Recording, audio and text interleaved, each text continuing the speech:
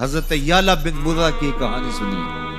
فرماتے غزوے سے ہم واپس آ رہے تھے، راستے میں پڑاؤ ہوا تو حضور ایک درخت کے نیچے استراحت فرمانے کے لیے لیٹ گئے، اور میری ڈیوٹی یہ تھی کہ میں تلوار لے کے حضور کا پہرا دوں۔ میں کھڑا ہو گیا، باقی لوگ بھی سو گئے، تو میں نے ایک منظر دیکھا کہ دور صحرا میں ایک درخت تھا جو ہلنے لگا۔ تھوڑی دیر کے بعد وہ اپنی جڑوں سمیت باہر آیا اور اپنے آپ کو گھسیٹتا ہوا میرے برابر آ کے کھڑا نہیں ہو جاتا۔ تھوڑی دیر کے بعد وہ واپس وہاں جاتا اور جہاں سے اکھڑا تھا وہاں جا کے دوبارہ نصب ہو جاتا۔ میرے لیے بڑے اچنبے کی بات تھی، لیکن میرے پاس کوئی تھا ہی نہیں کہ جس سے میں بات کر سکوں۔ حضور تھے تو استراحت فرما رہے تھے اور میں حضور کے آرام میں خلل نہیں ڈالنا چاہتا تھا۔ خیر حضور بیدار ہوئے تو میں نے سلام عرض کرنے کے بعد جو پہلی بات کہی وہ یہی تھی۔ میں نے کہا حضور وہ جو سامنے درخت ہے تھوڑی دیر پہلے وہ اپنی جگہ سے اکھڑا تھا، شاخوں کے بل اپنے آپ کو گھسیٹتا ہوا یہاں پہنچا، پھر میرے برابر آ کے کھڑا ہو گیا، پھر تھوڑی دیر کے بعد واپس وہاں جا کے نصب ہو گیا۔ یہ جب کہانی سنائی تو میرے حضور نے تعجب نہیں کیا، اچھا کیسے ہوا، کیسے آیا، کتنا وقت لگا، کتنی دیر ہوئی، کوئی سوال نہیں کیا، بلکہ فرمایا ہاذہ شجرۃ استاذنت ربھا۔ فرمایا یعلا بن مرہ یہ درخت ہے، اس نے رب سے اجازت چاہی تھی کہ مالک تیرا محبوب نیڑے آیا ہے، سلام نہ کر رہا ہوں، فآذن لہا، اللہ نے اس کو اذن دے دیا تھا یہ مجھے سلام کرنے کے لیے آیا تھا۔ درختوں کے کلیجے بھی تڑپتے ہیں کہ حضور کو سلام کیا جائے۔ وہ کہانی تو آپ نہیں بھول سکتے جب ایک عربی نے کہا کہ حضور میں آپ کو نبی تب مانوں گا اگر وہ درخت آپ کی نبوت کی گواہی دے گا، آپ اگر اس کو بلائیں گے تو میرے حضور فرماتے ہیں میں نے کیا بلانا، جا کے تو ہی کہہ دے تجھے اللہ کا رسول بلا رہا ہے۔ درخت اپنے آپ کو گھسیٹتا ہوا حضور علیہ السلام کی خدمت میں حاضر ہو جاتا ہے۔ درخت مان رہے ہیں، چاند کا کلیجہ شک ہو رہا ہے، پتھر کلمے بول رہے ہیں، حضور کے عشق میں کائنات کے ایک ایک ذرے کا دل دھڑک رہا ہے۔ وہ کیا کسی نے کہا تھا زمین جل رہی ہے، آسمان جل رہا ہے، محبت میں سارا جہاں جل رہا ہے۔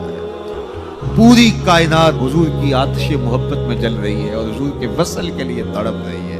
درخت ہوں، پتھر ہوں، اشجار ہوں، وہ اونٹنی جس پہ حضور سوار ہوتے تھے، غضبہ نامی اونٹنی، آپ تاریخ پڑھیں حضور کے وصال کے بعد وہ چارہ نہیں کھاتی تھی، چارہ چھوڑ دیا تھا، رو رو کے نابینا ہو گئی وہ اونٹنی، اور صحابہ نے اس کی آنکھوں پہ پٹی باندھ دی تھی، اس نے رو رو کے جان دے دی۔ جب حضور چلے گئے ہیں تو ہم نے جی کے کیا لینا ہے۔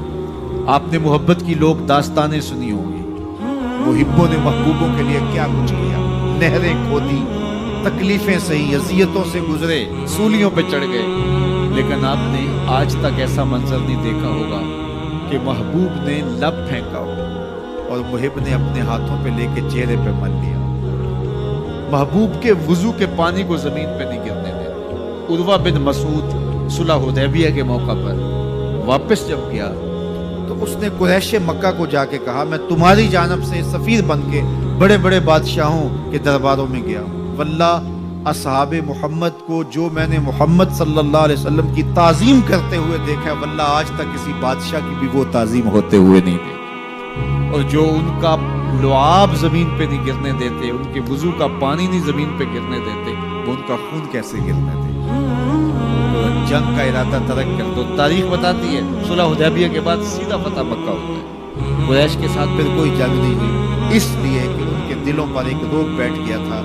جب امت نبی کی تعظیم اور تکریم بجا لاتی ہے تو بتائیے کہ پھر اس امت کو تسخیر کیا جا سکتا ہے؟ وہ ناقابل تسخیر۔ جب امت اپنے نبی کی تعظیم نہ کر سکے تو پھر اس کو جس طرح چاہو جو ہے وہ مسخر کر لو، وہ ایک بوسہ ہوتا ہے، اس کے علاوہ کچھ نہیں ہوتا۔ اس لیے اگر آپ مجھے پوچھیں کہ دین ہے کیا، تو ایک تو ہے کہ اس عنوان سے ایک الگ گفتگو کی جائے کہ دین کیا ہے، لیکن دو لفظوں میں اگر آپ مجھ سے پوچھنا چاہیں اور میں آپ کو بتانا چاہوں تو مجھے اقبال علیہ رحمہ کا لہجہ ادھار لینا پڑے گا۔